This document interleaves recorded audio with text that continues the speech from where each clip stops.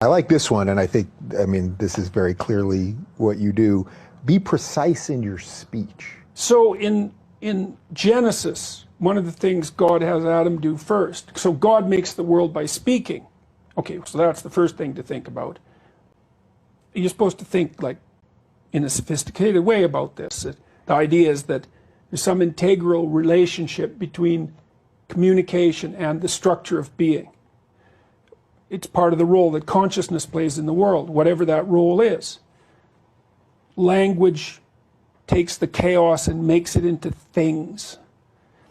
And so God has Adam name all the animals. They're not even really real until they have names. Now, they're more implicit. That's another, here's an example. Let's say that you're having a rough patch in your relationship and you don't know why. It's unnameable. Is it real? Well, yeah, it's manifesting itself in like a physiological discomfort.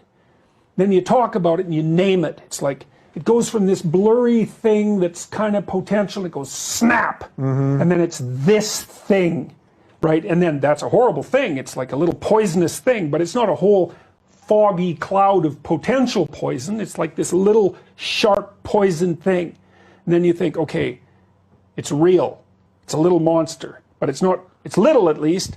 And now probably we can do something about it if we can admit to it. So it's this precision that specifies. And like, so this is a little bit of the Voldemort effect, right? Since you're a Harry Potter guy, they wouldn't name him. Right. This is the problem. Right. We got to name him first. Oh yeah, you got to name him first. Absolutely, because the unnameable is far more terrifying than the nameable. You see that there was this great Blair Witch Project, terrifying movie. Oh, I thought it was scary. Brilliant. Yeah. Well, it's unnamed. There's nothing terrible happens in that movie. It's all the unnameable. It's like, what's going on? What's going on? What's going on? And no matter how terrible the actuality is, it's rarely as terrible as your imagination. Because your imagination, like, it's an old thing. It's seen a lot of terrible things in the history of life. Like, it can put monsters everywhere. And so it's almost always better, it might be better without exception, to name the thing, no matter how terrible it is.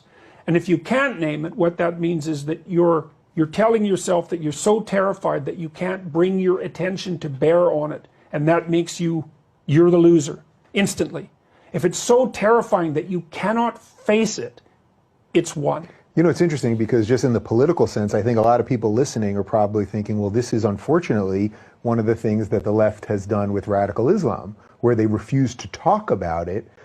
Name it, just name it. So then Trump comes in and he names it, and then it's like, well, he's the hero. But all we wanted you to do, if you just can't even say the words, then how do we actually address the issue? Well, anything that's threatening is like that. Like, let's say we want to specify something that's threatening. Think, well, you shouldn't be prejudiced against an entire group of people. It's like, hey, fair enough, man. Of course. Yeah, but ideas have consequences, and there is religious conflict, and there is terrorism. It's like, okay, what do we make of that? Well, the way you figure that out is you have a conversation about it stupidly. You make all sorts of mistakes. You might even make racist mistakes. It's like, well, what is this thing? How are we supposed to get our hands around it? So how are we supposed to know what it is? Well, you can't talk about it, because that's bad. It's like, it's not as bad as what you conjure up if you can't talk about it. Okay, then it's the devil himself. I mean, that's how we demonize people. The worst way of demonizing people is to not be able to say anything about them, because then God only knows what they're unspeakable. There isn't a better synonym for what's terrifying than that's unspeakable. What you did was unspeakable. It's like, no, you want to bring things out of the realm of the unspeakable. Yeah. That's why I'm a free speech advocate. Yeah. In part, it's like, bring everything out of the realm of the unspeakable. Because it's also the direct attack on the intellect, isn't it? It's a direct attack. If you can't speak about something, you can't exercise. It's just going to make that box around your brain that much tighter and tighter. It's deeper than the intellect. It's an assault on whatever role consciousness has in being.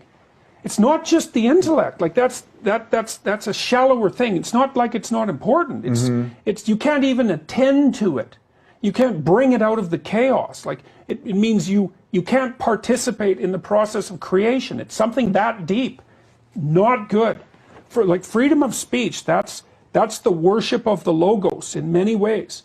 And that's a very deep idea in our culture. The deepest idea of our culture is the logos is creative, and what it makes is good, right? That's God at the beginning of time saying, he makes things as a consequence of the logos, and he says it's good.